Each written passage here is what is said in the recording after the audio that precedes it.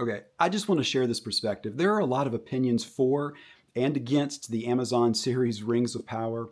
And if you're someone who has no idea who J.R.R. Tolkien is, or if you're someone who knows the total number of leaves, flowers, and fruit on the Two Trees of Valinor, it doesn't matter. You are entitled to whatever opinion you have. But I want to offer an additional perspective to those who do have a negative opinion of the show. I have an 11-year-old, and I read The Hobbit to him when he was 9, and he loved it. I mean, he actually got really emotional about some of the character deaths. And building on that love and fascination of the world of Tolkien, we watched the 3 Hobbit movies and then the 3 Lord of the Rings movies.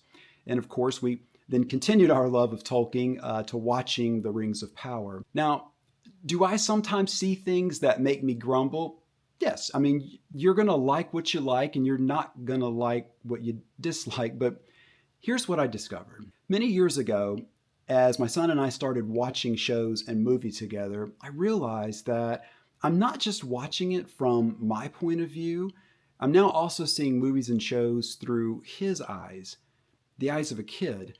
And those are the same type eyes that I watched shows and movie with when I was a kid. And how those stories made me feel way back when, watching something so fantastical that the only explanation for what I was seeing is that it might be real, that left an impact.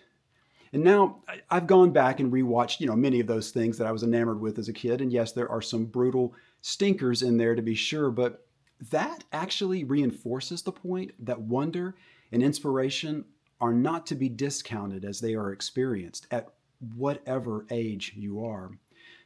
You don't love something because it's perfect. You love it because it's imperfect. I mean, if you think about any show or movie or universe that you love so much that you believe it is perfect, you feel this sense of joy and wonder and inspiration the moment you think about it. And if I ask you right now, I ask your brain to not think of any nitpicks or character flaws or story gripes or anything, does nothing come to your mind? And if not, then yeah, I guess it is perfect. But guess what? I bet if you do have any negatives on that list, it doesn't matter.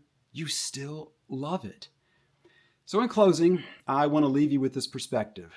Superfans, it is far more important that the future generations carry on a love for our worlds than it is for us to try to make them perfect.